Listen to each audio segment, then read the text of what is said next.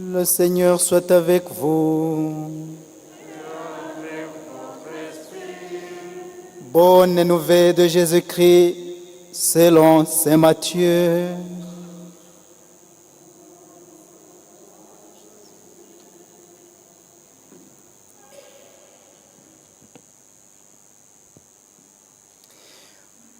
Quand Jésus apprit l'arrestation de Jean-Baptiste, il se retira en Galilée.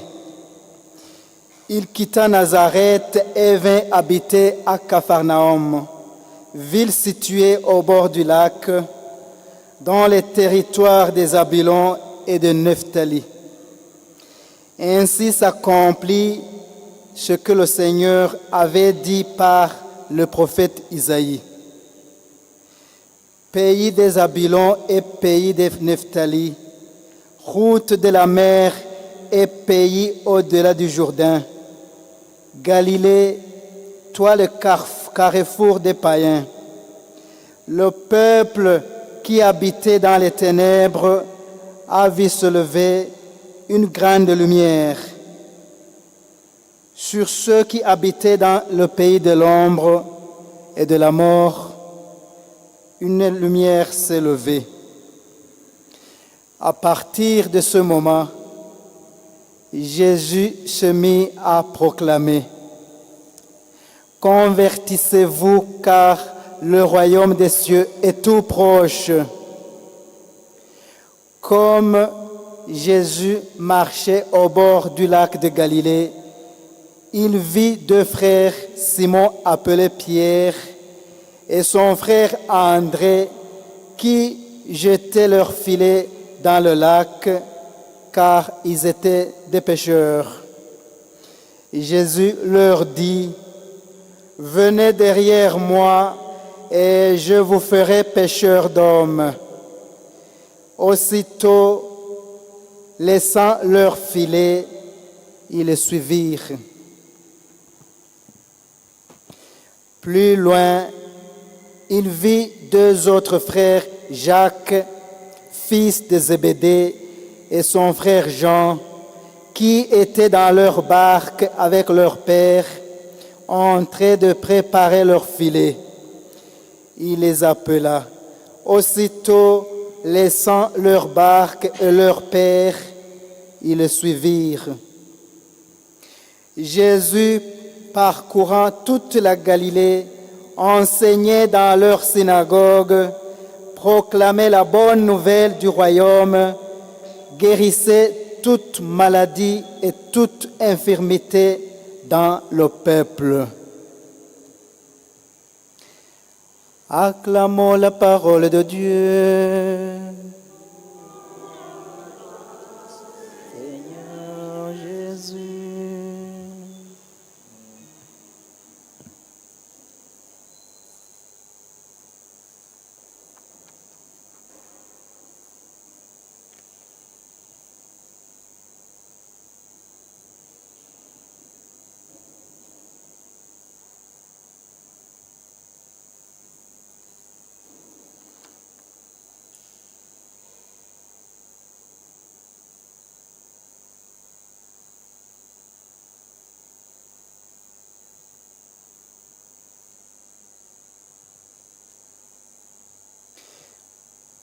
Le peuple qui habitait dans les ténèbres a vu se lever une grande lumière sur ceux qui habitaient dans le pays de l'ombre et de la mort. Une lumière s'est levée. Chers frères et sœurs, cette parole qui est dite par le prophète Isaïe et qui est reprise par l'évangéliste Matthieu nous rappelle que Jésus a déjà commencé sa mission de sauver le monde.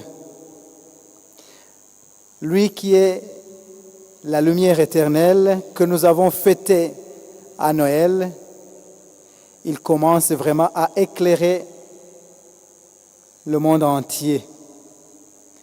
Nous entendons aussi qu'il choisit 12 disciples pour l'aider à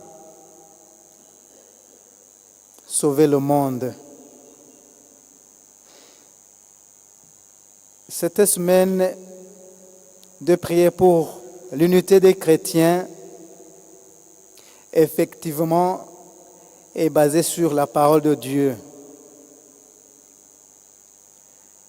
C'est une semaine qui nous a beaucoup aidés à nous rappeler que nous sommes chrétiens. Et la parole de Dieu est un des piliers pour l'unité de ceux qui croient en Christ. Nous avons profité de ce moment, toute cette semaine, pour nous réjouir parce que nous sommes chrétiens. Le baptême nous a fait enfants de Dieu, le frère de Jésus. Et nous ne pouvons que jubiler. Tout commence par là. Si nous voulons être unis comme croyants, comme chrétiens, nous devons d'abord être fiers d'être chrétiens. On ne peut pas être unis comme des animaux.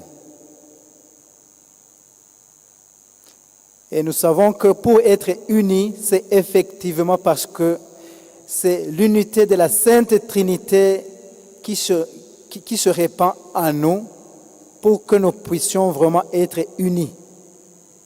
Si Dieu, qui a cette unité éternelle, le Dieu le Père, le Fils et le Saint-Esprit, ne nous donne pas cette unité, ce serait nous faire des illusions. Ce serait impossible d'être unis. Et nous savons que quand nous disons que nous sommes enfants de Dieu, cela aussi signifie que nous sommes entre nos frères et sœurs. C'est pour cela que nous nous réjouissons d'abord pour cela. Et l'unité commence par là. Ça commence par chacun et chacune de nous dans son cœur qui se croit chrétien. Et la deuxième chose qui suit, c'est de se rendre compte que, comme Saint Paul nous dit dans la deuxième lecture, la lecture aux Corinthiens, il nous rappelle que nous avons toujours besoin d'être renouvelés. Saint Paul nous dit, « Je vous exhorte au nom de notre Seigneur Jésus-Christ à être tous vraiment d'accord, être en communion, vivre l'unité, qu'il n'y ait pas de division entre vous, soyez en parfaite harmonie de pensée et de sentiments. » Il sait pourquoi il est dit à Corinthe, il y avait cette division des chrétiens. Et nous aussi, pour être unis chaque année, nous nous renouvelons pour embrasser cette nouvelle alliance, l'alliance d'entrer dans le royaume de Dieu. Il faut être nouveau pour embrasser la nouvelle alliance. Et la troisième chose qu'il faut pour l'unité des chrétiens, c'est se rappeler que la différence, c'est une richesse. Nous avons beaucoup de dons que l'Esprit Saint nous donne. Nous naissons différents, nous naissons dans différents endroits, mais cela n'est pas la cause de division, mais c'est la cause de se réjouir de celui qui nous donne ces dons. Parce que la source est une, ça vient de Dieu. Et ce qui suit, c'est l'amour. L'amour. S'il n'y a pas d'amour, il n'y a pas d'unité. Nous allons nous tromper que nous sommes unis s'il n'y a pas d'amour. Et ce qui suit, c'est le pardon. Le pardon. Se rappeler toujours que quand ça nous complique, nous avons besoin de se pardonner. Il y a un proverbe qui dit, je ne sais pas si c'est en chinois, ngo ntazibana zidakomanya amahembe. Mais cela ne dit pas qu'il faut que les vaches se cognent avec les cornes. Non, ça dit que quand ces cornes, quand il arrive que les vaches se cognent avec les cornes, elles se réconcilient. Nous avons besoin de nous réconcilier. L'unité est fondée sur cela, le pardon qui vient de Dieu et que nous aussi nous vivons. Et la dernière chose alors, c'est la parole de Dieu que nous fêtons aujourd'hui, la parole de Dieu. Tout ce que nous connaissons, tout ce que nous venons de dire, que ce soit cette unité, la fierté d'être chrétien, la chrétienté, que ce soit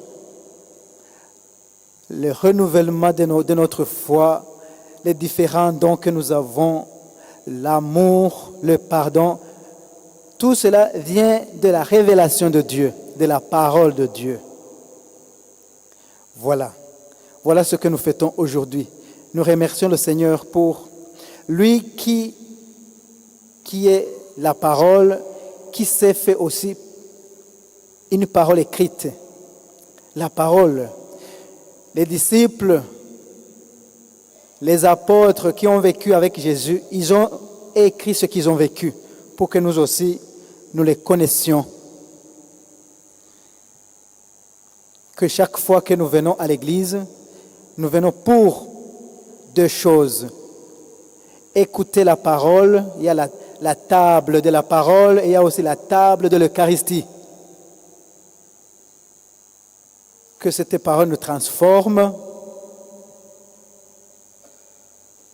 Nous savons qu'avec le monde, parfois, on commence à être distrait par beaucoup de choses et ce n'est pas facile à écouter.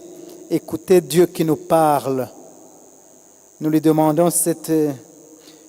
ce don d'écoute, que sa parole nous transforme, que l'unité de la Sainte Trinité nous envahisse et nous unisse, et que l'Église, qui est notre mère, où nous vivons, cette unité continue à être pour nous cette maison où les enfants de Dieu vivent ici sur terre avant d'aller vivre dans le royaume des cieux. Que la Vierge Marie, la mère de Dieu et la mère de l'Église, prie pour nous et nous enseigne à être unis avec son Fils, lui qui continue à nous cheminer vers son Père et le Saint-Esprit. Amen. Le Seigneur soit avec vous.